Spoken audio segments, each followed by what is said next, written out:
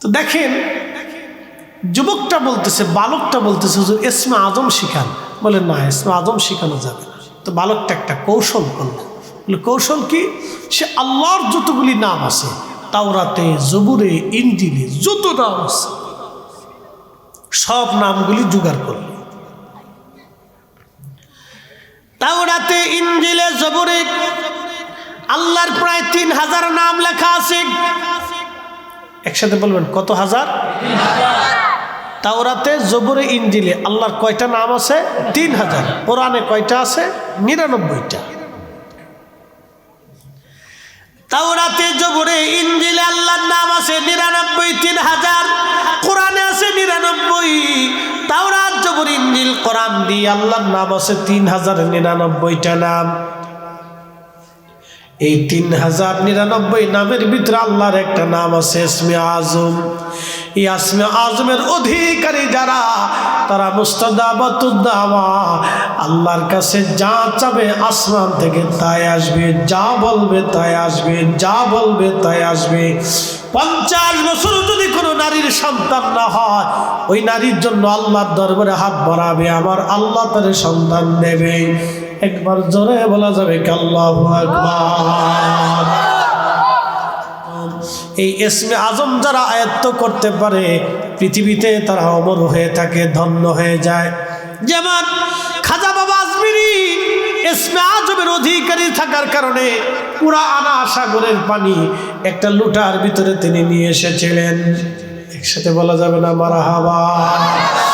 ইসমে আজমের অধিকারী হযরত শাহজালাল ইয়ামানি মুজাররিদি হওয়ার কারণে পানির উপরে জায়নামাজ বিছাই দিলেন, আর জায়নামাজ বিছাইয়া পানির উপরে দিয়ে নদী পার হয়ে গেলেন। এই ইসমে আজম যার কাছে থাকবে, তিনি অনেক বড় আল্লাহর ওলি। যেমন আলিফ লাম মিম, আলিফ লাম রা, ইয়াসিন, তাহা।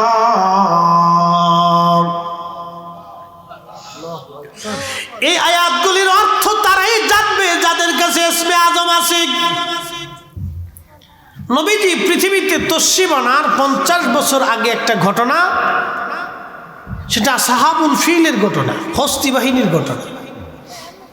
এই হস্তি বাহিনীর যিনি বাদশা ছিলেন তার নাম আবরাহা, তার বাড়ি ছিল ইয়ামান।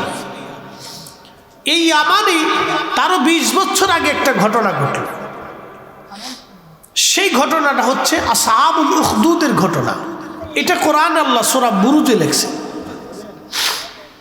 ইয়ামান দেশের একজন রাজা ছিল। তৎকালীন রাজা, তিনি জাদুবিদ্যা দিয়ে মানুষের কাজ হাসিল করত। প্রিয় উপস্থিতি, মনোযোগ দিবেন। এরা তন্ত্র মন্ত্র সাধনা করে, তারা তন্ত্র মন্ত্র সাধনা করে। ইয়ামানের দেশের রাজা, তিনি তন্ত্র মন্ত্র দিয়ে কাজ হাসিল করতেন।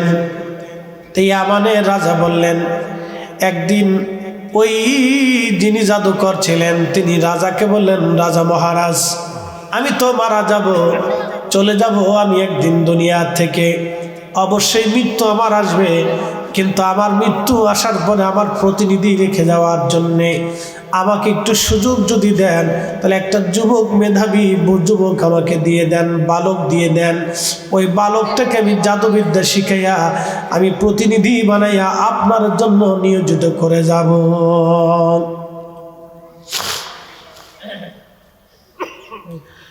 বন্ধুমণি, অন্ধবাসী, আখাউড়াবাসী, মনোযোগ দিবেন। আল্লাহ কোরআন থেকে ঘটনা বলতেছি।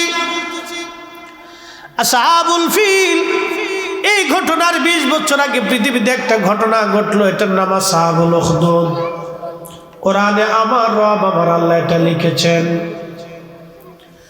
হযরত আল্লাহর নবী বললেন, ওই রাজা একটা যুবক, একটা বালককে নিয়োজিত করলো। বালকটাকে নিয়োজিত করলো, ওই জাদুকরের কাছে পাঠাইতে লাগলো, যাতে জাদুকর তাকে জাদুবিদ্যা শিখাইতে পারে। প্রত্যেক দিন ওই বালকটাকে জাদুবিদ্যা শেখানো হয়। আর ওই বালকটা রাস্তা দিয়ে আসা যাওয়ার পথে দেখলে একটা গির্জা দেখা যায়। তখন হযরত ঈসা রুহুল্লাহর ধর্ম পৃথিবীতে চলমান। ওই গির্জার ভিতরে বসে বসে একজন পাদ্রী মানুষদেরকে আল্লাহর দিকে দাওয়াত দিত। এই বালকটা জাদুবিদ্যা প্রত্যেক দিন শিখে, কিন্তু রাস্তা দিয়ে যাওয়া আসার সময় দেখলে গির্জার ভিতরে এক পাদ্রী বসে বসে মানুষদেরকে আল্লাহর দিকে দাওয়াত দেয়। তখন এই পাদ্রী কথাগুলি শোনার জন্যে ওই ছেলেটা রাস্তার ভিতর থেকে পাশ থেকে এসে গির্জার ভিতরে এসে বসে গেল। যখন পাদ্রীর কথা শুনতে লাগলো তখন এই যুবকটার হৃদয় আকৃষ্ট হয়ে গেল। সে চিন্তা করলো, ঠিকই তো পাদ্রী সুন্দর সুন্দর কথা বলে। পাদ্রীর চমকপ্রদ কথাগুলি শুনে শুনে শুনে শুনে ওই বালকটা মোহিত হয়ে গেল। একদিন বালকটা ডাক দিয়ে বলল, পাদ্রী গো, আমার আব্বা আম্মা এই রাজার দরবারে একজন জাদুকর আছে, এই জাদুকরের কাছে জাদুবিদ্যা শেখানোর জন্য পাঠায় দেয়। ও পাদ্রী, আপনার কথা তো আল্লাহর কালাম, আপনার কথাই সত্য মনে হয়, কিন্তু আমার আব্বা আম্মা যে জাদুকরের কাছে পাঠাইলো, এই জাদুবিদ্যা জাদুকরের কথা ভালো লাগে না, এটা মিথ্যা মনে হয়, কিন্তু আপনারটাই আমার কাছে সত্য মনে হয়। পাদ্রী, মেহেরবানি করে আপনি আপনার ধর্মে আমাকে দীক্ষা দিয়ে দেন। তখন পাদ্রী ডাক দিয়ে বলল, যুব বালক রে, আমাদের ধর্মে যদি তোমাকে দীক্ষা দিয়ে দেয় বুঝলাম, কিন্তু তুমি জাদুকরের কাছে কি বলবা এবং তোমার বাবা মা ও রাজার কাছে কি বলবা? পাদ্রী ডাক দিয়ে বলতেছে, বালক, আমার ধর্ম দীক্ষা দিয়ে দেয় তাহলে বিষয়টা গোপন রাখবা, যেহেতু এখানে সবাই আগুনের পূজারী, মূর্তি পূজারী, পাথর পূজারী, ওরা যদি তোমাকে জানতে পারে তুমি মুসলমান হয়েছ, কালেমা পড়েছ, তাহলে তোমাকে ওরা কষ্ট দিবে, হত্যা করবে এবং আমাকেও এই দেশ থেকে তারা তাড়িয়ে দেবে।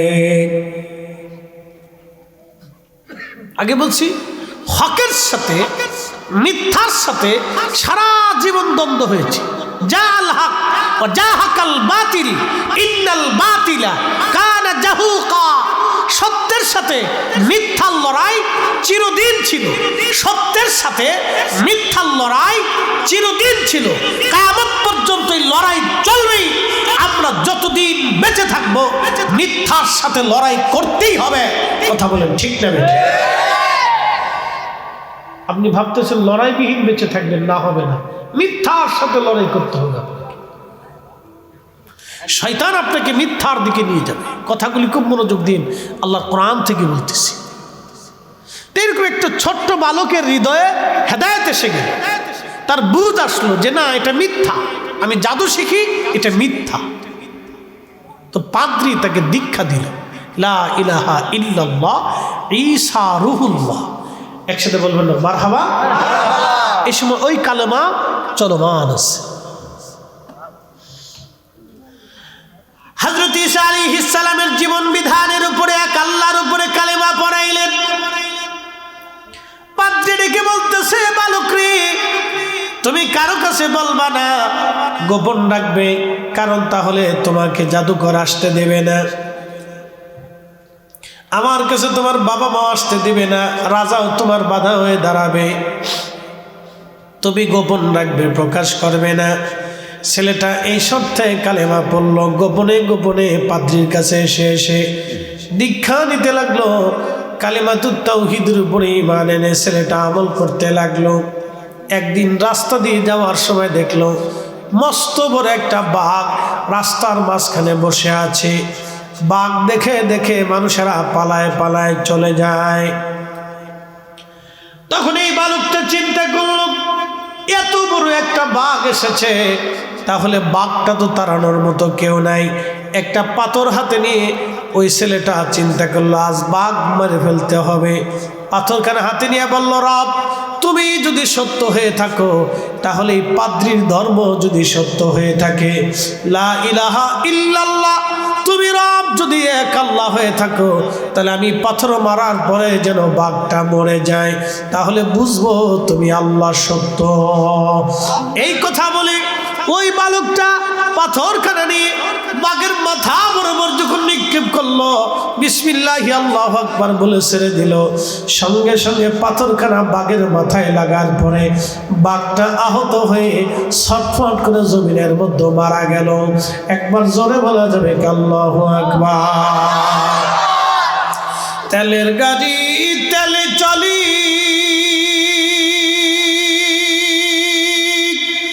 হাওয়ার গাড়ি হাওয়ায় উড়ে, বিনা তেলে চালায় গাড়ি নবী সুলাইমান। আমরা সেই মুসলমান, আমরা সেই মুসলমান। তো বাঘ মারা গেল। বাঘ মরে যাওয়ার পরে এলাকার ভিতরে জানাজানি হয়ে গেল, আমুক বালকের মাধ্যমে বাঘ মরে গেছে। সারা দেশে তার পরিচয় পেয়ে গেল। এই বালকের নাম ছিল আব্দুল্লাহ ইবনে তামির। আব্দুল্লাহ ইবনে তামির, ছেলেটার নাম ছিল আব্দুল্লাহ ইবনে তামির। সবার কাছে পরিচিত হলো আব্দুল্লাহ ইবনে তামির নামক এই বালকটা পাথরের আঘাত দিয়ে বাঘ মেরে ফেলে দিয়েছে। তখন এই ছেলেটা ওই পাদ্রির কাছে আসলো, পাদ্রিকে জিজ্ঞেস করলো, হুজুর আপনি ইসমে আজম আমাকে শিক্ষা দিয়ে দেন, ইসমে আজম আপনি আমাকে জানান। আল্লাহর একটা বিশেষ তাসবিহ আছে, এটার নাম ইসমে আজম। এই ইসমে আজম যারা আয়ত্ত করতে পারে পৃথিবীতে তারা অমর হয়ে থাকে, ধন্য হয়ে যায়। যেমন খাজা বাবা আজমিরি ইসমে আজমের অধিকারী থাকার কারণে পুরা আনা সাগরের পানি একটা লুটার ভিতরে তিনি নিয়ে এসেছিলেন। একসাথে বলা যাবে না মারহাবা। ইসমে আজমের অধিকারী হযরত শাহজালাল ইয়ামানি মুজাররিদি হওয়ার কারণে পানির উপরে জায়নামাজ বিছাই দিলেন, আর জায়নামাজ বিছাইয়া পানির উপরে দিয়ে নদী পার হয়ে গেলেন।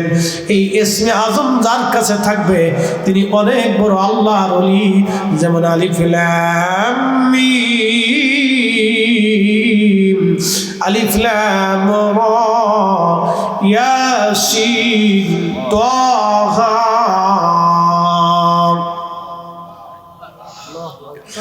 এই আয়াতগুলির অর্থ তারাই জানবে যাদের কাছে ইসমে আজম আছে। একসাথে বলবেন আল্লাহু আকবার। ইসমে আজম কি সবার কাছে থাকবে?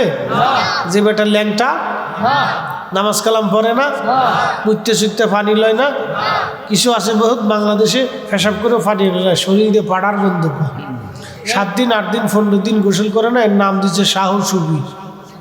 হেতাই যদি সাহস সুফি হয় তাহলে সাহস শয়তান কেডা? কি কথা কর না কেন? এটা সাহস সুফি হইতে পারে জিন্দিগি তো না, ডাহা মিথ্যা কথা। এরা মন্ত্রতন্ত্র সাধনা করে, এরা সাহস সুফি না, এরা মন্ত্রতন্ত্র সাধনা করে, আল্লাহর পথের সাধক না তারা। এদেরকে বিশ্বাস করা আর শয়তানকে বিশ্বাস করা সমান হবে, মনে রাখবেন সারা জীবন। মুসলমান খুব মনোযোগ দিবেন। এরা মন্ত্রতন্ত্র সাধনা করে, আল্লাহর পথের সাধক না। আল্লাহর পথের সাধক যারা, তাদের কাছে ইসমে আজম থাকবে। আকাশের দিকে তাকাবে, বৃষ্টি হবে, নদীর দিকে ইশারা করবে, নদীর পানিগুলি উজানের দিকে রওনা করবে। বন্ধু আমার, বন্ধা নারী পানির মধ্যে ফু দিয়ে পানি পান করাবে, বন্ধ্যত্ব সেরে যাবে। ক্যান্সারের রোগ আল্লাহর দরবারে হাত তুলবে, ক্যান্সার ভালো হয়ে যাবে। ইসমে আজমের অধিকারী যারা, তারা মুস্তাজাবাতুদ দাওয়া হয়ে যায়। তারা আল্লাহর কাছে যা চায় আল্লাহ তাই দিয়ে দেয়। একবার জোরে বলা যাবে কে মারহাবা। সব বেহাতটা বুঝে যাবে। আমি এটা কেন আনলাম? এটা কোরআনের ঘটনা। আল্লাহ এখানে জাদু এবং ইসমে আজমটাকে তফাৎ করতেছে। যে ইয়ামানের যে রাজা ছিল তার কিন্তু জাদু ছিল, সে জাদুবিদ্যা দিয়ে, জাদুকর দিয়ে, জাদুবিদ্যা দিয়ে কাজ করত। আর এই বালক সে ছিল ইসমে আজমের অধিকারী, আর জাদুকর ছিল জাদুকর। জাদু এবং ইসমে আজম, আল্লাহর বিদ্যা আর শয়তানের বিদ্যার ভিতরে কি তফাৎটা, এটা কোরআনের আসহাবুল উখদুদ থেকে আপনি বুঝে যাবেন। এই জন্য আমাদের দেশের অনেক ফকির জাদু করে, তাবিজ দেয়, এরা ইয়া করে, তন্ত্রমন্ত্র করে। লা হাওলা ওয়ালা কুওয়াতা ইল্লা বিল্লাহ।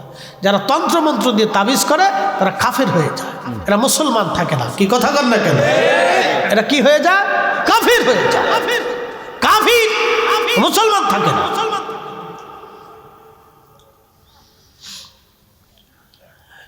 মানিয়ান্দাবাসী, আখাউড়াবাসী খুব মনোযোগ দিয়ে শুনবেন। আল্লাহর বিদ্যা ইসমে আজম এটা সবার মধ্যে হবে না। আল্লাহ যাকে পছন্দ করেন আল্লাহ তাকে দিয়ে থাকেন। এই যুবকটা, বালকটা এসে ওই পাদ্রীকে ডাক দিয়ে বললো, পাদ্রী আমাকে ইসমে আজম শিখিয়ে দেন। পাদ্রী বললেন, বেটা ইসমে আজমের ওজন সহ্য করার মতো বয়স তোমার হয় নাই। তখন যুবক বালক বলল, না হুজুর, ইসমে আজম আমাকে শিখতেই হবে, এটা আল্লাহ পাকের গোপন এক বিদ্যা, এক ভান্ডার। এই ইসমে আজমের অধিকারী ছিলেন ইমাম শাফিঈ। যাই নামাজ বিছাইয়া 10 নদীর উপরে তিনি নামাজ পড়েছিলেন। এই ইসমে আজমের অধিকারী ছিলেন হযরত হুজুর গাউসে পাক মহিউদ্দিন আব্দুল কাদের জিলানী, যিনি মুরাকাবায় বসে লৌহে মাহফুজের পৃষ্ঠা উল্টাইতেন। সাথে বলবেন আল্লাহু আকবার। এই ইসমে আজমের অধিকারী ছিলেন ওমর ইবনুল খাত্তাব রাদিয়াল্লাহু আনহু। তিনি চিঠি লিখলেন ফোরাত নীল নদের কাছে। নীল নদের মধ্যে চিঠি লিখলেন, বললেন চিঠিখানা ছেড়ে দাও, নীল নদে জোয়ার আসবে। হযরত ওমরের চিঠিখানা নীল নদের মধ্যে ছেড়ে দেওয়ার পরে নীল নদের মধ্যে জোয়ার এসে গেল। এই ইসমে আজমের অধিকারী ছিলেন হযরত আলী কাররামাল্লাহু ওয়াজ। একসাথে জোরে বলা যাবেন আল্লাহু আকবার। ইসমে আজমের অধিকারী ছিলেন হযরত ইমাম মুহাম্মদ বাকের, ইমাম জাফর সাদেক, ইমাম মুসা কাযেম রাদিয়াল্লাহু আনহু। ইসমে আজমের অধিকারী ছিলেন বাইজিদ বুস্তামি, আবুল হাসান খেরকানি, হুজুর খাজা বাহাউদ্দিন নকশবন্দ বুখারী, হুজুর শেখ আবু সোহরাওয়ার্দী। আহা, ইসমে আজমের অধিকারী শাহ সুফি ফতেহ আলী রসুলের নামাওয়াইসি ইসমে আজমের অধিকারী ছিলেন। বন্ধু, হযরত মুজাদ্দিদ আল ফিসানি সেরহিন্দি ইসমে আজমের অধিকারী ছিলেন। হযরত আবু বকর সিদ্দিক ফুরফুরাবি রাহমাতুল্লাহ আলাইহি ইসমে আজমের অধিকারী ছিলেন। সুতরাং হুজুর কেবলা কুতুবুল ইরশাদ ইসমে আজমের অধিকারী ছিলেন। ফরাজি কান্দির হুজুর কেবলা। একবার জোরে বলা যাবে কি মারহাবা। ইসমে আজমের অধিকারী ছিলেন। আল্লাহর কাছে যাহা বলতেন আল্লাহ তাহা দিত। সবারই দেয় না, বেশরিয়ত যে তার ইসমে আজম আল্লাহ দেয় না, অপবিত্র যে তাকে ইসমে আজম দেয় না, অপবিত্র যে তাকে আল্লাহ ইসমে আজম দেয় না। বুঝতে কি কোনো অসুবিধা হচ্ছে? তাহলে একসাথে যদি বলি তো আল্লাহু আকবার, বুঝে যাবেন আল্লাহর কোরআন থেকে বলতেছি। إذا السماء ذات البروج واليوم الموعود وشاهد ومشهود।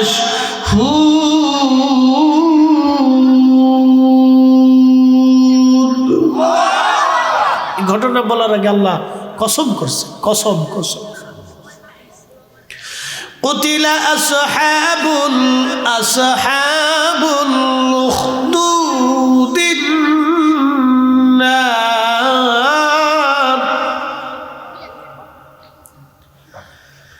أصحاب الأخدود النار ذات الوقود।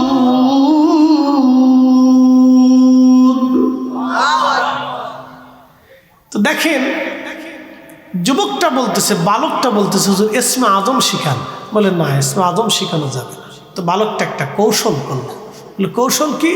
সে আল্লাহর যতগুলি নাম আছে তাওরাতে, জবুরে, ইনজিলে যত নাম আছে সব নামগুলি জোগাড় করলো। তাওরাতে, ইনজিলে, জবুরে আল্লাহর প্রায় 3000 নাম লেখা আছে। একসাথে বলবেন কত হাজার? তাওরাতে, জবুরে, ইনজিলে আল্লাহর কয়টা নাম আছে? 3000। কোরআনে কয়টা আছে? 99টা। তাওরাতে, জবুরে, ইনজিলে আল্লাহর নাম আছে 99, 3000। কোরআনে আছে 99। তাওরাত, জবুর, ইনজিল, কোরআন দিয়ে আল্লাহর নাম আছে 3099টা নাম। এই 3099 নামের ভিতরে আল্লাহর একটা নাম আছে ইসমে আজম। এই ইসমে আজমের অধিকারী যারা, তারা মুস্তাজাবাতুদ দাওয়া, আল্লাহর কাছে যা চাবে আসমান থেকে তাই আসবে, যা বলবে তাই আসবে, যা বলবে তাই আসবে। 50 বছর যদি কোনো নারীর সন্তান না হয়, ওই নারীর জন্য আল্লাহর দরবারে হাত বাড়াবে, আমার আল্লাহ তার সন্তান দেবে। একবার জোরে বলা যাবে কি আল্লাহু আকবার। 3000 নাম জোগাড় করে বালকটা একটা একটা করে নাম, তীরের ফলার আগে, তীরের আগা যে ফলা আছে, তীরের ফলা, তীর যুদ্ধক্ষেত্রে যে তীর ব্যবহার করে তার ফলা, তার আগাটা, মাথাটার মধ্যে আল্লাহর নামগুলি লিখতে লাগলো। 3000 নাম লেখলো। 3000 তীরের মধ্যে একটা জায়গায় আগুন জ্বালাইয়া ওই আগুনের মধ্যে প্রত্যেকটা তীর, নাম খচিত তীরগুলি আগুনের মধ্যে নিক্ষেপ করতে লাগলো। সব তীর আগুনের মধ্যে পড়ে যায়, কিন্তু ইসমে আজম খচিত তীরের ফলাটা আগুন থেকে বারবার বারবার বারবার আগুন থেকে লাফিয়ে লাফিয়ে বের হয়ে পড়ে যায়। একবার জোরে বলা যাবে কি আল্লাহু আকবার। লা ইলাহা ইল্লাল্লাহ, লা ইলাহা ইল্লাল্লাহ, লা ইলাহা ইল্লাল্লাহ, লা ইলাহা হাসবি রব্বি জাল্লাল্লাহ, মা ফি কলবি গায়রুল্লাহ। আহা নূর মুহাম্মদ জাল্লাল্লাহ, বলি নূর মুহাম্মদ জাল্লাল্লাহ, বলি লা ইলাহা ইল্লাল্লাহ, লা ইলাহা ইল্লাল্লাহ, লা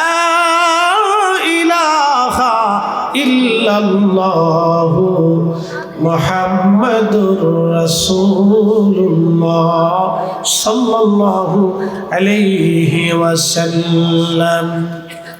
যখন আল্লাহ পাকের ইসমে আজম খচিত তীরটা আগুন থেকে বের হয়ে চলে আসে, তখন সে নামটা পেয়ে গেল।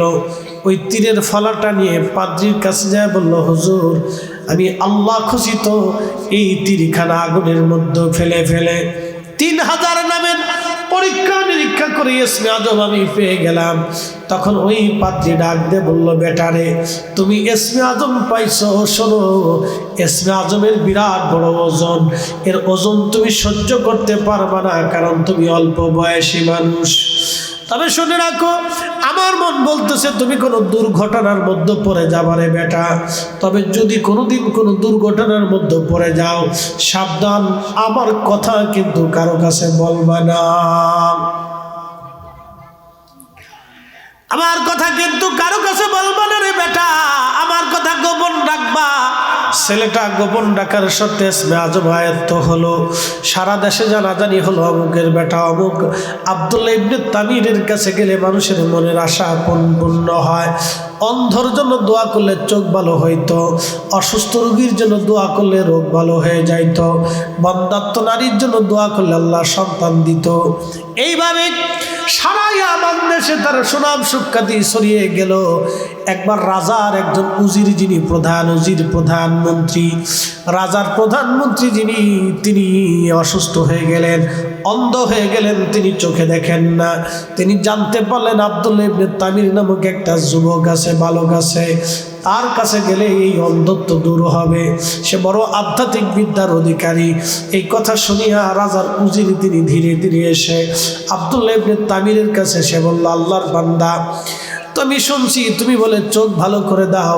আমি রাজার উজির, আমার চোখ অন্ধ হয়ে যাওয়ার কারণে রাজ দরবার থেকে চাকরি চলে গেল রে যুবক আব্দুল্লাহ, বালক আব্দুল্লাহ ইবনে তামির, তুমি আমার চোখটা ভালো করে দাও।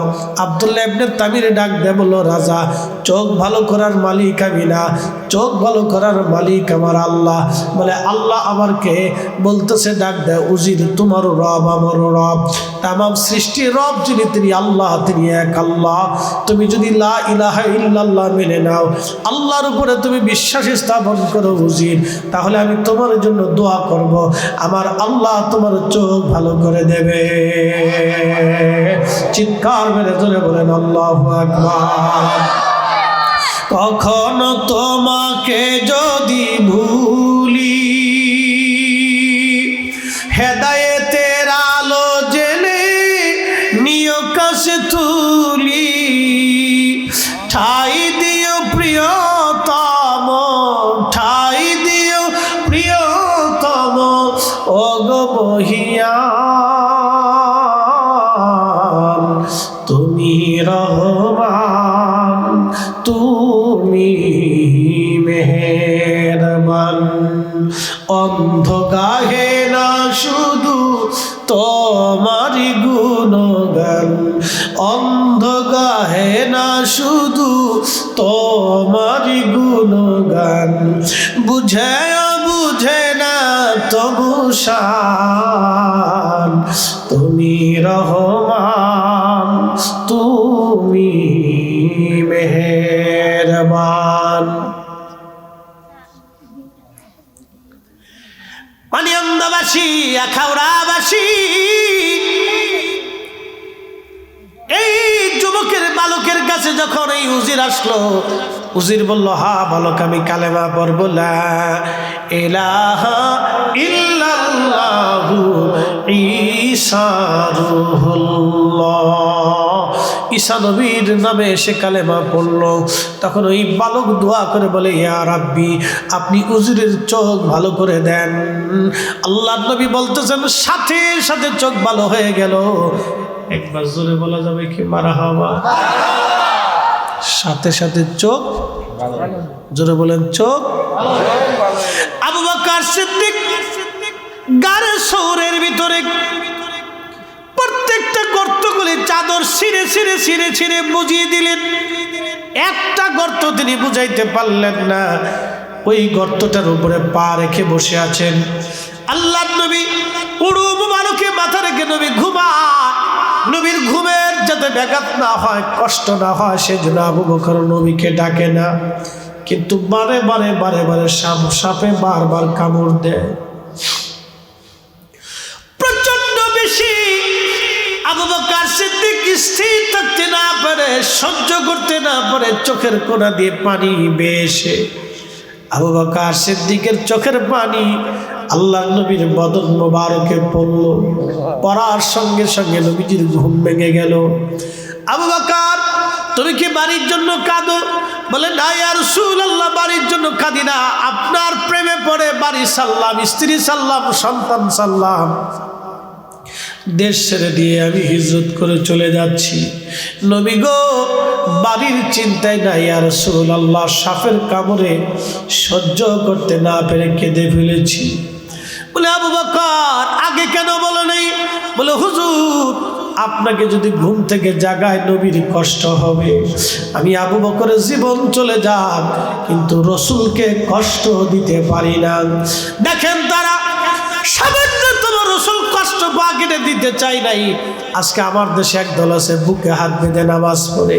তারা বলে রসুলের আব্বা আম্মা কাফের ছিল, জাহান্নামী হয়ে গেছে। আচ্ছা বলেন, তারা কথা দিয়ে নবীকে কষ্ট দেয়। কারণ রসুলের আব্বা আম্মাকে কোনো উম্মত যদি কাফের বলে, বুঝতে হবে আল্লাহর নবীর কলিজায় ব্যথা লাগে। আল্লাহর নবীর কলিজায় যারা ব্যথা দিয়া আমার দেশে যারা নামাজ কালাম শিখাইতে চায়, ঘন্টা মণি দিয়া সৌদি আরব মক্কা মদিনায় পড়ে আসার পরও আমরা মনে করি সব ইহুদিদের খালাতো ভাই। কথা কন না কেন? কোনো সন্দেহ?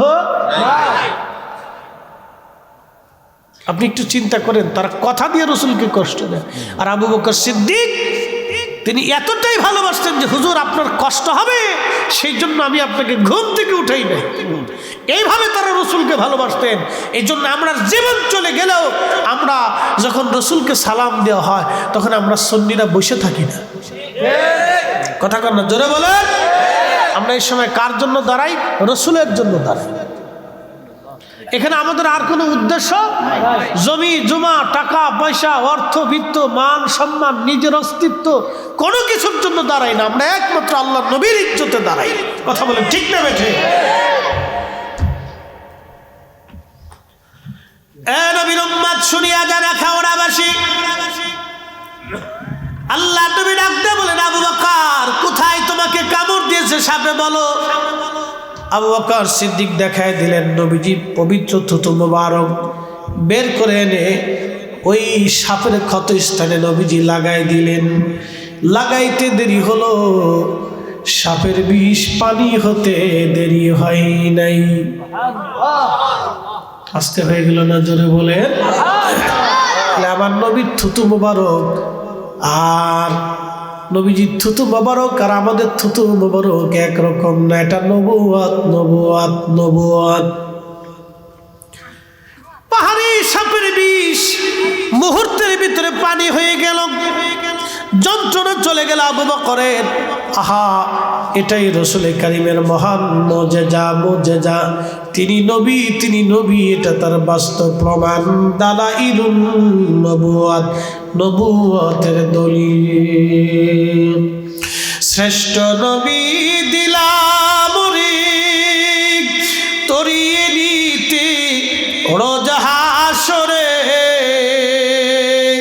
পথ না ভুলি তাই তো দিলে পাক কোরআনের বাণী।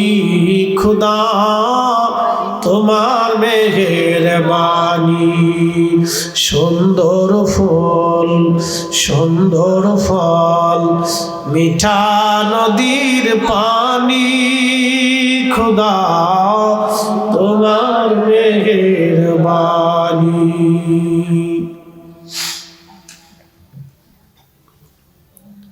তো ওই উজিরের চোখ ভালো হয়ে গেল। তো চোখ ভালো হওয়ার পরে উজির রাজার দরবারে গেছে। রাজা জিগায়, আরে উজির চোখ ভালো করলো কে? বলে আল্লাহ। বলে আল্লাহ কে? তোমারও রব আমারও রব। রাজা কয়, আমি কি তোর খোদা না? বলে না, তুমি আমার খোদা না, আমার খোদা আল্লাহ। একসাথে বলবেন আল্লাহু আকবার। রাজা ডাক দে বলতেছে, উজির এই বিদ্যা তুমি কোথা থেকে শিখছো বলো। উজির ডাক দে বলতেছে, রাজা এই বিদ্যা আমার শিখাইছে আপনি যারে জাদুবিদ্যা শিখাইতে দিয়েছিলেন, ওই বালক আব্দুল্লাহ ইবনে তামির। বলতেছে, বলো কি? বলে চোখ কিভাবে ভালো হলো? বলে ওই ছেলে দোয়া করছে। বলে তা তো ভালো জাদু বিদ্যায় শিখছে, তাহলে যুবকটিকে ডাকো। ওই বালককে ডাকার পরে আব্দুল্লাহকে রাজা যে বললো, আব্দুল্লাহ তুমি তো সুন্দর জাদু শিখছো, তুমি চোখ ভালো করে দিলা। আব্দুল্লাহ তুমি কে? তোমাকে চোখ ভালো করলো, এই বিদ্যা তোমার কে দিল? আব্দুল্লাহ ইবনে তামির ডাক দেখায়, রাজা আমি চোখ ভালো করি নাই, চোখ ভালো করেছে আমার আল্লাহ। একসাথে বলেন আল্লাহু আকবার। কে ভালো করছে? কে ভালো করে? কে ভালো করে? কে দেয়? এক আম গাছে 50 বছরের আম কে দেয়? 2 কেজি ধান ছিটিলে 25 মণ কে ধান দেয়? একটা মাছের ডিম থেকে হাজার হাজার মাছ কে দেয়? এত খাবার একই মাটির ভিতর থেকে এই লজ্জত স্বাদ কে দেয়? আল্লাহই দিয়ে দেয়, অন্য কেউ পারে না। তো যুবক বলতেছে, বালক বলতেছে, বাচ্চা আল্লাহ চোখ ভালো করছে। বলে আল্লাহকে? বলে তোমারও রব আমারও রব। আমি কি খোদা না? কয় না। সত্যের সাথে মিথ্যার দ্বন্দ্ব শুরু হয়ে গেল। মিথ্যা বলতেছে আমি খোদা, সত্য বলতেছে তুমি খোদা না, খোদা একজন। রাজা বলে আমি কি রব নই? না তুমি রব না, রব আমার আল্লাহ। বলিস কি? তোকে এই বিদ্যা কে শিখাইলো? বলে অমুক পাদ্রী। ধরে নিয়ে পাদ্রীকে ধরে নিছে পাদ্রি রে, পাদ্রি তুই কি এই বিদ্যা মানুষকে শিখাস? বলে হ্যাঁ। বলে রবকে? বলে আল্লাহ। আমি কি খোদা না? না তুমি খোদা না। তাই তো অনেক লোকরে তুই শিখেছিস, তুই কি বিদ্যা ছাড়বি? বলে না। তাহলে জীবন দিবি? হ্যাঁ দিব। এই শোনেন, সত্যের জন্য যুগে যুগে মানুষ জীবন দিয়েছে, কিন্তু মিথ্যার কাছে মাথা নত করে নাই। কি কথা কর না কেন? ঠিক কিনা? চামড়া উঠিয়ে ফেলে দেওয়া হয়েছে, কিন্তু কোন সাহাবী মিথ্যার কাছে মাথা নত করে নাই। বহু অলির জীবন চলে গেছে, বহু শহীদ হয়ে গেছে, বহু সাহাবীর জীবন চলে গেল, সন্তান হারাইল, শহীদ হয়ে গেল, কিন্তু মিথ্যার কাছে তারা মাথা নত করে নাই। মাথা উঁচু করে, শির উঁচু করে হযরত ইমাম হোসেন কারবালার ময়দানে দাঁড়িয়েছিলেন। তিনি মিথ্যার সামনে সেই দিন মাথা নত করলে আমার রসুলের উম্মত সারা জীবন মিথ্যার সামনে মাথা নত করত। এখন বাদশা বলতেছে, ওই যে পাদ্রি ধরে নিয়ে আসছে, পাদ্রির মাথার উপরে করাত সেট করছে, করাত দিয়ে ফেরে ফেরে ফেরে ফেরে ফেরে ফেরে তিলে তিলে তিলে তিলে তাকে হত্যা করা হবে। হযরত জাকারিয়া আলাইহিস সালামের মতো তার মাথার উপরে করাত ধরছে। বাদশা বলতেছে, এই পাদ্রি তুই কি আমাকে খোদা মানবি? পাদ্রি বলে না, জীবন চলে যাবে, তোমাকে খোদা মানতে পারবো না। নবী বলেছেন, উম্মত তোমাকে কেটে কেটে কেটে কেটে যদি টুকরা টুকরা টুকরা টুকরা করে দেওয়া হয়, তারপরে তুমি শিরক করবে না, আল্লাহর সাথে অংশীদারিত্ব সাব্যস্ত করবে না, লা ইলাহা ইল্লাল্লাহ থেকে সরে আসবে না, তোমাকে কেটে কেটে টুকরা টুকরো করার পরেও তুমি লা ইলাহা ইল্লাল্লাহ থেকে সরে আসবে না, তুমি আল্লাহর বিশ্বাস থেকে সরে যাবে না, মুহাম্মদুর রাসূলুল্লাহর বিশ্বাস থেকে তুমি সরে যাবে না। কারণ একবার বেঈমান হয়ে কবরে গেলে তুমি চিরদিন তোমাকে জাহান্নামে থাকতে হবে, আর ঈমান নিয়ে কবরে গেলে একদিন না একদিন জান্নাতে যাওয়ার সুযোগ হবে। একসাথে বলা যাবে না আল্লাহু আকবার? কি মুসল্লিরা ঠিক আছে না? কয়জন খুব তাজা তাজা আছে? শোনেন, ওদের দরকার, একদিন আমরা সবাই চলে যাব, ওরাই জেগে থাকবে, আবার ওদের পরে নতুন প্রজন্ম আসবে, আবার আমরা হারিয়ে যাব, মাটির সাথে মিশে যাব।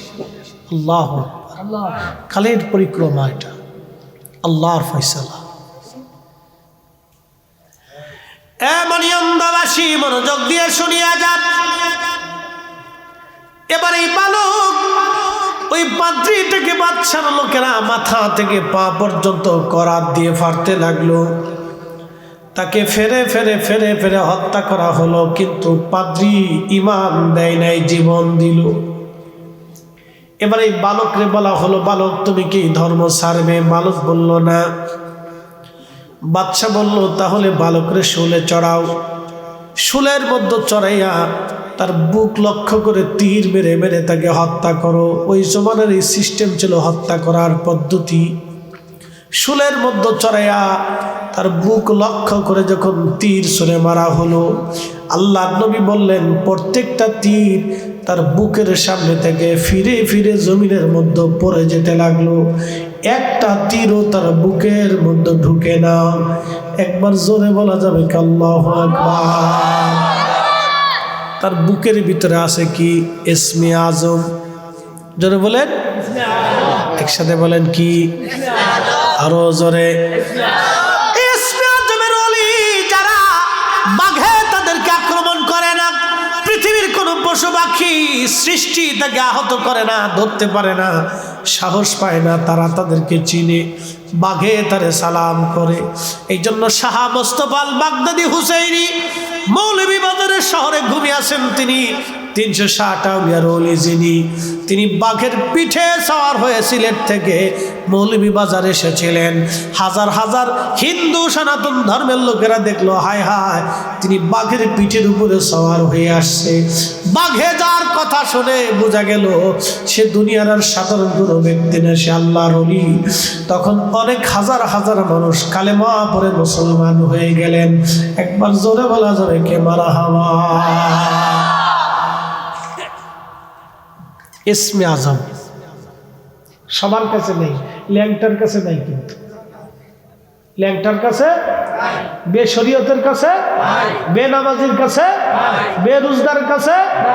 একদল আছে জীবনে একবার নামাজ পড়লেই চলে, বুঝবেন ও মুসলমানই হয় নাই। কি কথা কর না কেন? কোরআনের একটা শব্দ কি মিথ্যা হবে? যদি রসুলের একটা জীবনের একটা অংশ কি মিথ্যা হবে? কেউ যদি মনে করে যে নামাজই নাই, তাহলে বুঝতে হবে সে রসুলকে অস্বীকার করছে। কারণ রসুলের 23 বছরের জিন্দেগি এক ওয়াক্ত নামাজ রসুলের কাজা হওয়া তো দূরের কথা, একটু সময়ে পরিবর্তন হয় নাই। যে নবী উম্মতকে 5 ওয়াক্ত নামাজ মসজিদে নববী বানাইয়া শিক্ষা দিয়ে দিল, সেই উম্মত যদি নামাজ অস্বীকার করে, ফির তো দূরের কথা, ও মুসলমানই না। এই কথা কর না কেন? জোরে বলে ও বানাইছে আবার সাহসুবি। ও সাহসুবি হইলে সাহস শয়তানকে না, খাটাইশ কোথাকার, এগুলির পিছনে যাওয়া যাবে না। সাবধান করে বলে দিয়ে দিচ্ছে, আপনার দুনিয়া নষ্ট হবে, আখিরাত ধ্বংস হয়ে যাবে। প্রিয় উপস্থিতি, মনোযোগ দিবেন। এই বালক বলল, না না না, আমি ধর্ম ছাড়ব না। তার বুকের সামনে থেকে ওই তীরগুলি ঝরে ঝরে পড়ে যেতে লাগলো, একটা তীরও তার বিদ্ধ হয় না। রাজা বলল, ব্যাপার কি? তাকে সমুদ্রের মধ্যে নিয়ে যাও। সমুদ্রের মধ্যে নিয়ে যাওয়ার পরে সমুদ্রের গভীরে তাকে ছেড়ে দিয়ে চলে আসো। রাজার সৈন্যরা জাহাজ নিয়ে সমুদ্রের গভীরের মধ্যে যখন নিয়ে গেল, ঝড় তুফান এসে রাজার সৈন্যরা ডুবে মরে গেল। কিন্তু এই বালক আব্দুল্লাহ ইবনে তামির অলৌকিকভাবে সমুদ্র থেকে বেঁচে আবার রাজদরবারে ফিরে আসছে। রাজা ডাক দেখো, এ বালক, তুমি কেমনে আসলা? কে তোমারে বাঁচাইলো? কয়, আমার আল্লাহ, আমার রব আমারে বাঁচাইছে। কখনো তোমাকে যদি ভুলি, হেদায়েতের আলো জ্বেলে নিয় কাছে তুলি, ঠাই দিও প্রিয়তম ওগো মহিয়ান, তুমি রহমান, তুমি মেহেরবান।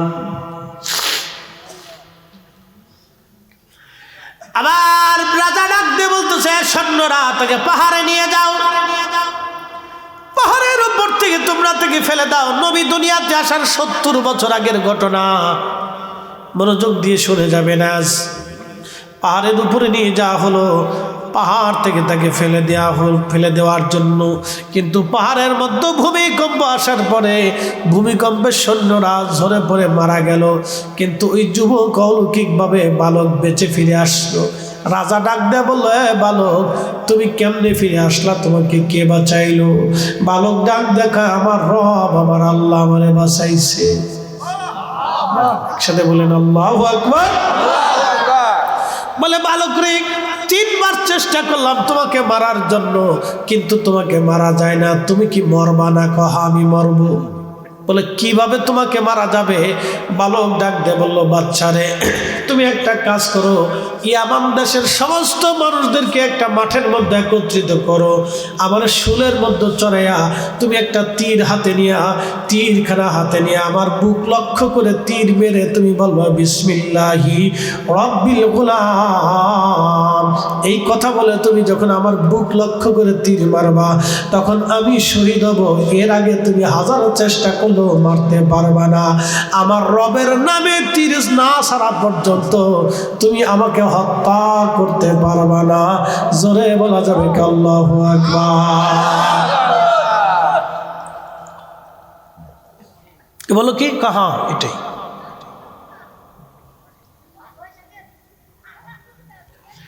তো বালক মারার জন্যে রাজা ইয়ামানের সমস্ত মানুষদেরকে তলব করল।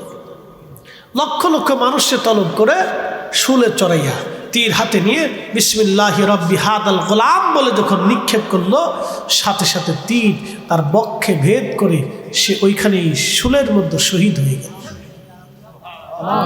একসাথে বলেন আল্লাহু আকবার। এখন শহীদ হয়েছে না, এই দৃশ্য তো লক্ষ লক্ষ মানুষ দেখছে। দেখার পরে সবাই কয়, তাহলে ওই বালকের রবি সত্য। তাহলে আল্লাহ সত্য, এই রাজা মিথ্যাবাদী। একসাথে বলবেন আল্লাহু আকবার। কে সত্য? কে সত্য? এ রাজা মিথ্যাবাদী। এই সমস্ত মানুষ কালেমা পড়ে ফেলবে, লা ইলাহা ইল্লাল্লাহ, লা ইলাহা ইল্লাল্লাহ, লা ইলাহা ইল্লাল্লাহ। রাজা কয় হ্যাঁ মারলাম একটা, হইল দিহি লক্ষ লক্ষ।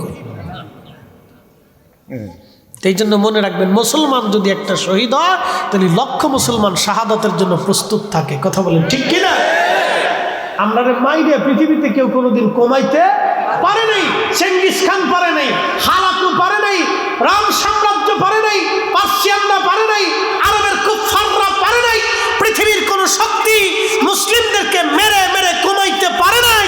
বরং যত মেরেছে তত মুসলিমরা উজ্জীবিত হয়েছে, যত শহীদ হয়েছে তত শাহাদাতের তামান্না মুসলমানদের বেড়েছে।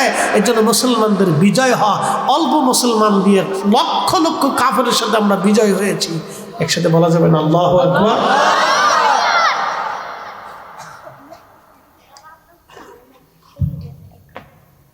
ঘটনা শেষ না। এখন রাজা বলল, তাহলে এত মানুষ যেহেতু কালেমা পড়ছে, তাহলে এই মানুষদেরকে তোমরা ইয়ামানের মোড়ে মোড়ে পয়েন্টে পয়েন্টে বড় বড় গর্ত খনন করো, আগুন জ্বালো। বড় বড় গর্ত খনন করে আগুন জ্বালাইয়া এই আগুনের ভিতরে যারা আমাকে খোদা মানবে তাকে ছেড়ে দিবা, যে আমাকে খোদা মানবে না তাকে আগুনের মধ্যে ফেলে দিবা। আবার বলি, ইয়ামানের বড় বড় রাস্তার কিনারে কিনারে বিরাট বড় বড় গর্ত খনন করে রাজা বলল, আমাকে খোদা মানলে ছেড়ে দিবা, আমাকে খোদা যে মানবে না তাকে আগুনে ফেলে দেবা।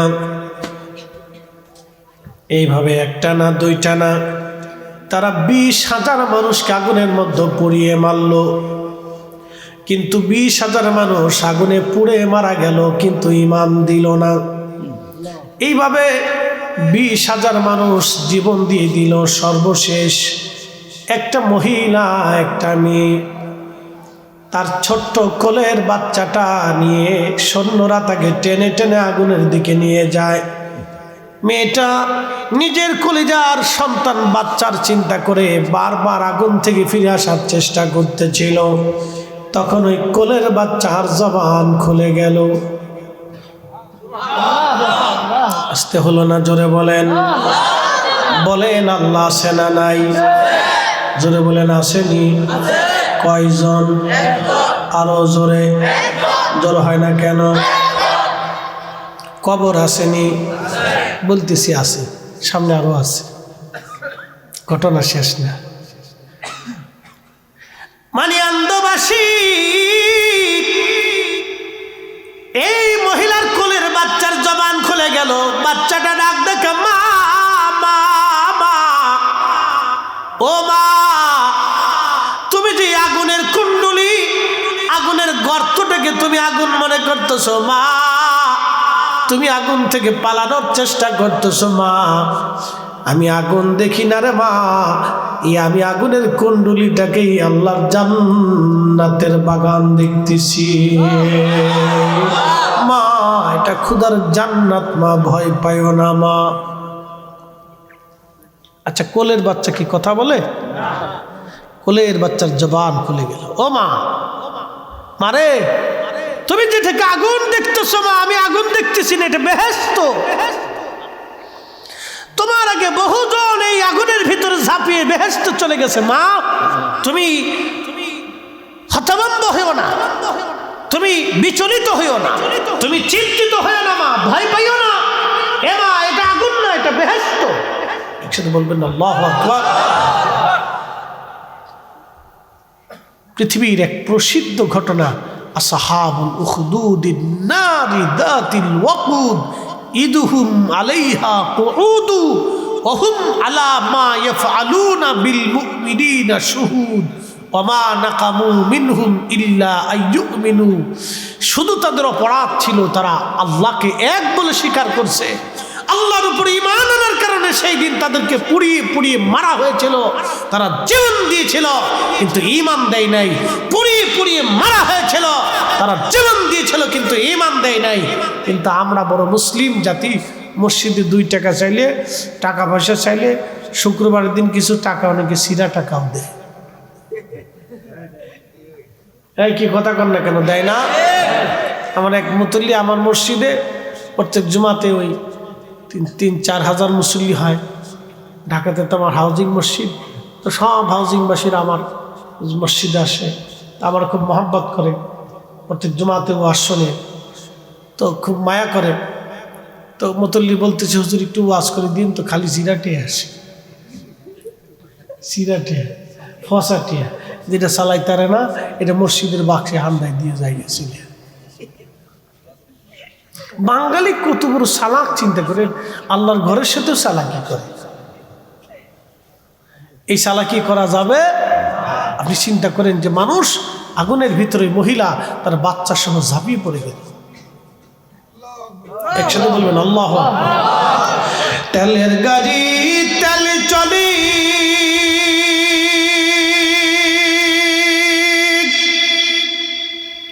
হাওয়ার গাড়ি হাওয়ায় উড়ে, বিনা তেলে চালাই গাড়ি নবী সুলাইমান, আমরা সেই মুসলমান।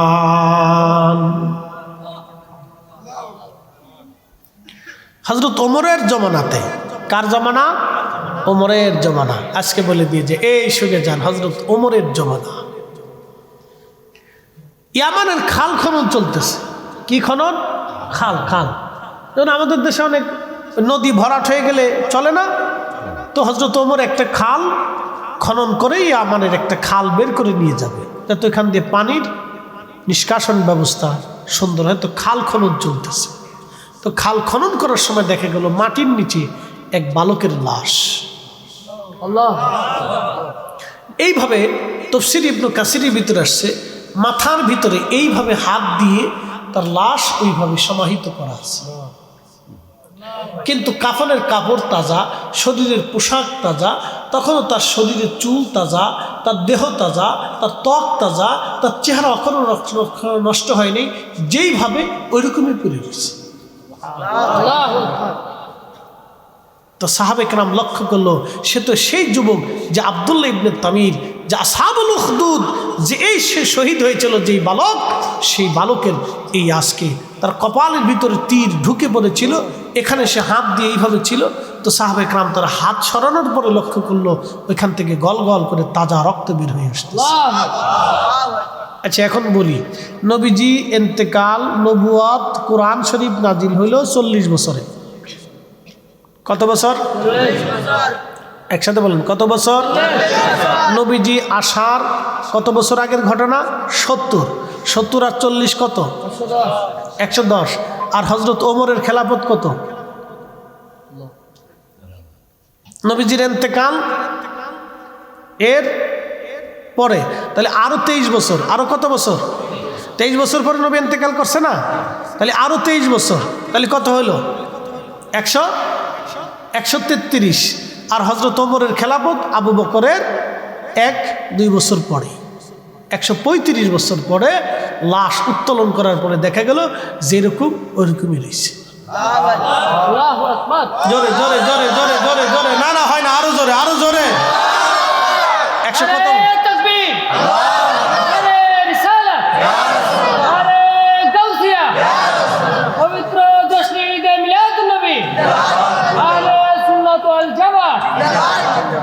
শোনেন, যদি হযরত ঈসা আলাইহিস সালামের উম্মতের লাশ 135 বছর পরে এইভাবে অক্ষত থাকে, তাহলে ঈসা আলাইহিস সালামের উম্মতের চাইতে এই নবীর উম্মতের 70 গুণ মর্যাদা বেশি।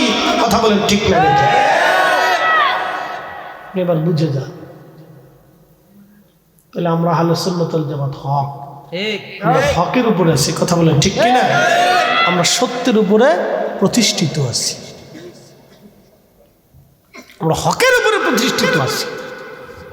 আজারে বাজারে আন্দা গান্দা আমাদের কাছে নাই, আন্দা গান্দা পাছা এই সমস্ত বিশ্বাস আকীদার উপরে আমাদের ভিতরে নেই। আমরা আহলে সুন্নাত ওয়াল জামাত হকের উপরে প্রতিষ্ঠিত আছি। এমনই অন্ধবাসী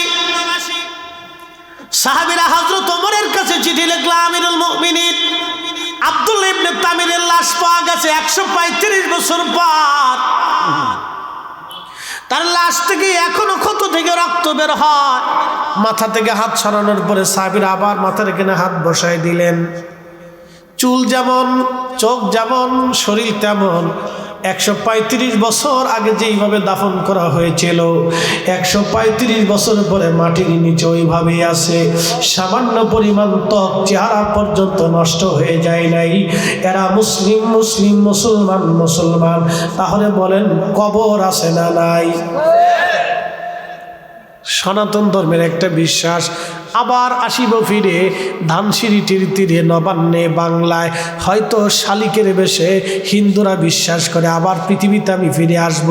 ভগবান আমাকে দুনিয়াতে পাঠাবে কুত্তা বানাইয়া, বিলাই বানাইয়া, ছাগল বানাইয়া, পাখি বানাইয়া। এই আসার কোনো সুযোগ আছে? এমনি বৈশাখ কে আর একটা গাড়ির উপর চাপ দিয়ে সোজা ভাই মুসল্লি খুব ভালো দেখছেন, ঘুমাই পড়ছে তো মাঠ ছাড়ে নাই। পাক্কা ইমানদার মুসল্লি, একবারে পারফেক্ট মুসল্লি। ঘুমাই শহীদ হয়ে যাবো তো আজকে মাঠ ছাড়তাম না। তো ঠিক আছে ইনশাল্লাহ, অসুবিধা নেই, আমরাও ছাড়তেছি না আজকে। কি বুঝলেন? আসহাবুল উখদুদের ঘটনা, কোরআনের ঘটনা বললাম আজকে আপনাদের সামনে। আশ্চর্য মনে হচ্ছে না? 135 বছর পরে লাশ ওই রকমই। তাহলে কবর আছে না নাই? আল্লাহর দরবার থেকে ফিরে আসার কোনো সুযোগ আর আছে? যদি সুযোগ থাকতো তাহলে আব্দুল্লাহ ইবনে তামির আসতে পারতেন। যদি সুযোগ থাকতো তাহলে ওমর আসতেন, উসমান আসতেন, আলী আসতেন, তালহা আসতেন, নবীরা আসতেন, অলিরা আসতেন, খাজা বাবা আসতেন, শাহজালাল আসতেন। পৃথিবীতে আর আসার কোনো সুযোগ নাই, চলে যাওয়ার সুযোগ আছে, কিন্তু আসার কোনো সুযোগ, আসার আর কোনো সুযোগ। আল্লাহ আল্লাহ আল্লাহ আল্লাহ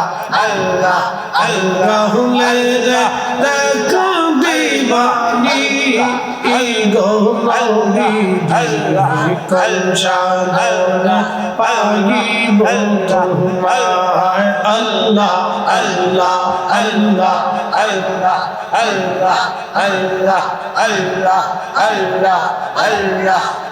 খানিয়ার বেজে মা খাদিজার দয়াশে বকরি চরা বন জঙ্গলা এই গৌনবীজি কলসাধন পাগিব তোমায়। আল্লাহ আল্লাহ আল্লাহ আল্লাহ মেরে দেখা দিবানি এই গৌনবীজি কলসাধন পাগিব তোমায়। আল্লাহ আল্লাহ আল্লাহ বনের যত পশু গণ ভক্তি করতই দুই চরণ মেঘমালা ছায়া দিত এই গৌনবীজি কলসাধন পাগিব তোমায়। আল্লাহ আল্লাহ আল্লাহ আল্লাহ মেরে দেখা দিবানি এই গৌনবীজি কলসাধন পাগিব তোমায়। আল্লাহ আল্লাহ আল্লাহ আল্লাহকে দেখিতে মনে চায় এই গৌনবীজি কলসাধন পাগিব তোমায়। আল্লাহ আল্লাহ আল্লাহ আল্লাহ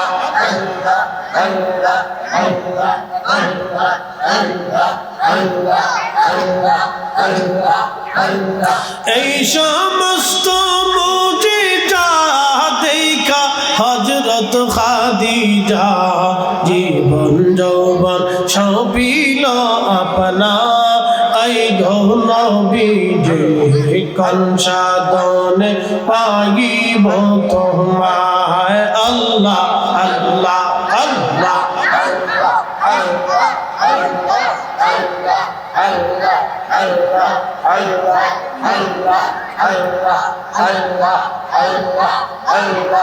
লা ইলাহা ইল্লাল্লাহু মুহাম্মাদুর রাসূলুল্লাহ সাল্লাল্লাহু আলাইহি ওয়াসাল্লাম।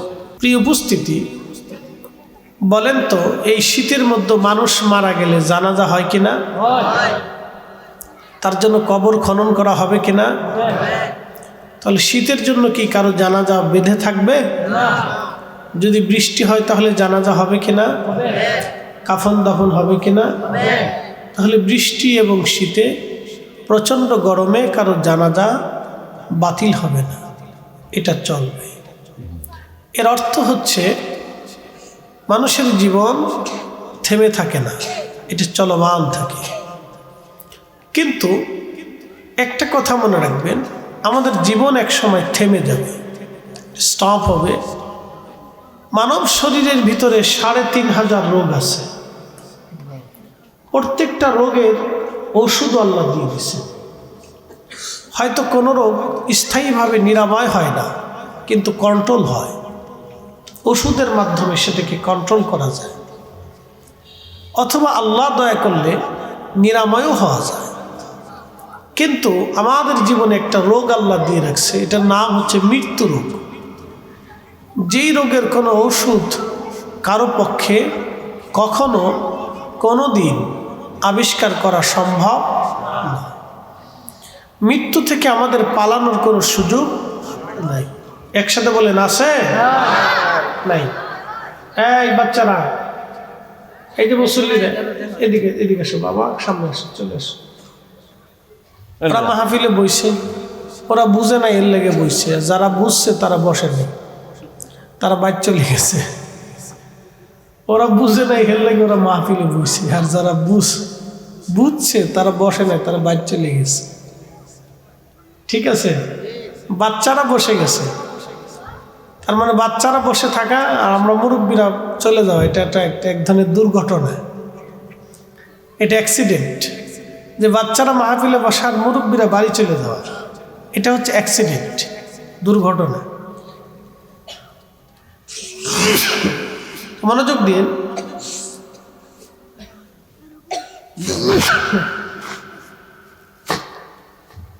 মৃত্যুর কোনো ওষুধ আজও পর্যন্ত কেউ আবিষ্কার করতে পারে। কেন পারে নাই? এই পিছনে আল্লাহ নিজের একটা বক্তব্য শুনে নেন।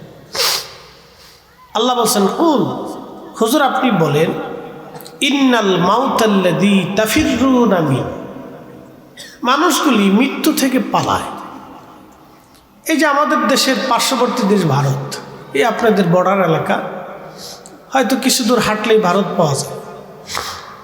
ইন্ডিয়া বলতেছে আমরা বাংলাদেশে চিকিৎসা দেব না, চাল দেব না, ডাল দেব না, পেঁয়াজ রসুন কিছু দেব না। আচ্ছা বলে, ইন্ডিয়া যদি আমাদের চাল ডাল পেঁয়াজ রসুন সব দেওয়া বন্ধ করে দেয়, তাহলে কি আমাদের খাওয়া দাওয়া বন্ধ থাকবে? না। আল্লাহ কোনো না কোনো মাধ্যম দিয়ে, কোনো না কোনো দেশের দিয়ে আল্লাহ আমাদের আরেকটা ফয়সালা করবে। আচ্ছা বলেন, ইন্ডিয়া থেকে যারা চিকিৎসা করে বাংলাদেশে আসে, তারা কি চিরদিন বেঁচে থাকে? ইন্ডিয়ার যারা বড় বড় ডাক্তার আছে, তারা কি চিরদিন বেঁচে থাকে? তারাই যেহেতু বাঁচে না, তাহলে তাদের চিকিৎসা দিয়ে আমরাও বেঁচে থাকতে পারবো না, বেঁচে থাকতে পারবো না, এটা সম্ভব না। চান না চান সেটা পরে, কিন্তু বেঁচে থাকা সম্ভব না। পৃথিবীতে মানুষ ইন্ডিয়ার চিকিৎসার শেষ হওয়ার পরও ভালো না হলে সিঙ্গাপুরে যায়, সেখানেও ভালো না লাগলে মানুষ লন্ডন আমেরিকাতে উন্নত চিকিৎসার জন্য বড় বড় হসপিটালগুলিতে তারা যায় যে ভালো চিকিৎসার জন্য। আচ্ছা বলেন, পৃথিবীর সবচেয়ে বড় ডাক্তার দেখালেও কি চিরদিন বেঁচে থাকা সম্ভব? সম্ভব না। যদি সেটা বিশ্বাস করে থাকেন, তাহলে আল্লাহ কোরআনে 1450 বছর আগে বলেন, হুজুর আপনি বলেন, ইন্নাল মাউতাল্লাযী তাফিররুনা মিনহু, মানুষ মৃত্যু থেকে পালায়, বেঁচে থাকতে চায়, দীর্ঘদিন সে বাঁচতে চায়, শুধু মৃত্যু থেকে পালায়। আপনি বলে দেন, ফাইন্নাহু মুলাকিকুম, এই মৃত্যু তার সাথে মোলাকাত করবে, সাক্ষাৎ করবে, মৃত্যুর সাথে তার মোলাকাত হবেই। এখান থেকে বেঁচে থাকার কোনো রাস্তা নাই। এটা আল্লাহর চূড়ান্ত ফয়সালা। এই জন্য পৃথিবীর সমস্ত ডাক্তার, জ্ঞান, মেধা, বিদ্যা এক জায়গায় হলেও মৃত্যু রোগের কোনো ওষুধ আবিষ্কার করার সুযোগ নাই। এখান থেকে রেহাই পাওয়ার কোনো রাস্তা নেই, কারণ আল্লাহ যেটা বলেছেন এটাই চূড়ান্ত। আমাদের মালিক যেটা বলছেন এটাই চূড়ান্ত। বলবেন হুজুর যে আল্লাহ সত্য। আমাদের এই পার্শ্ববর্তী দেশে প্রচুর হিন্দু, ভারতে অনেক হিন্দু।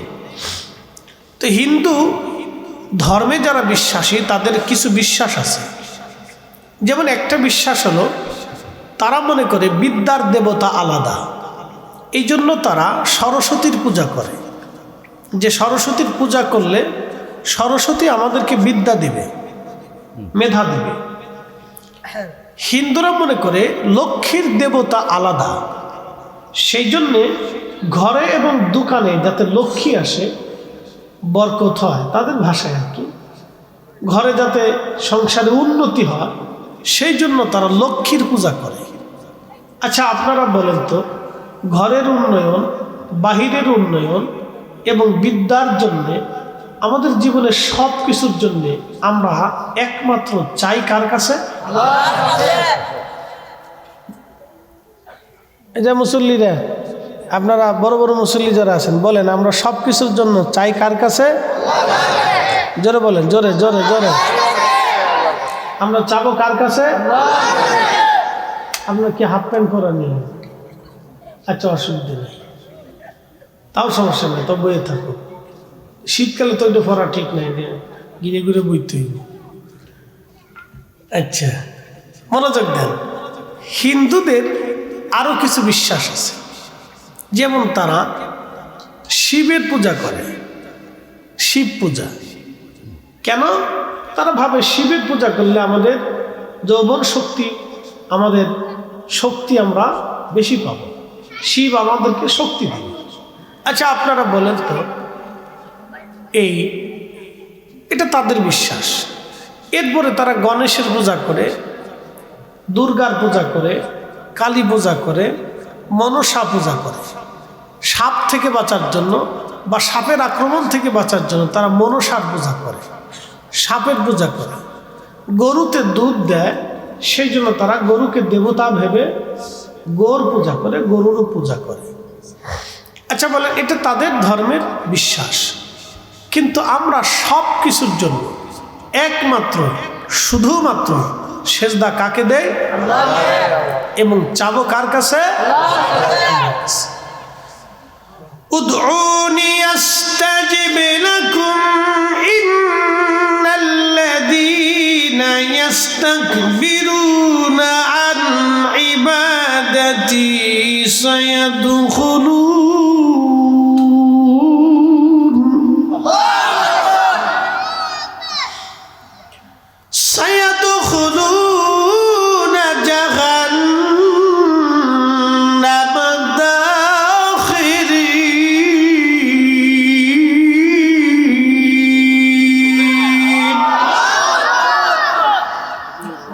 কোরআনে আল্লাহ বলেন, উদউনি, আমার কাছে চাও, আস্তাজিব লাকুম, আমি তোমাদেরকে দেব। কবি বলেছিলেন, রথ যাত্রা লোকারণ্য মহা ধুমধাম, ভক্তেরা পথে লুটায়ে করিয়াছে প্রণাম।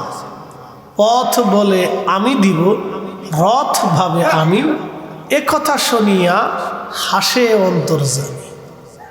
কথা বুঝেন নাই? রথযাত্রা, সনাতন ধর্মে রথযাত্রা হয়। রথ টেনে টেনে মানুষ যায়, কেউ পথে সেজদা দেয়, কেউ রথে সেজদা দেয়। তো রথ ভাবে আমি দিব, পথ ভাবে আমি দিব, রথেও দেয় না, পথেও দেয় না, দেয় কে? একসাথে বলেন, কে দেয়? আল্লাহ দেয়। প্রিয় উপস্থিতি,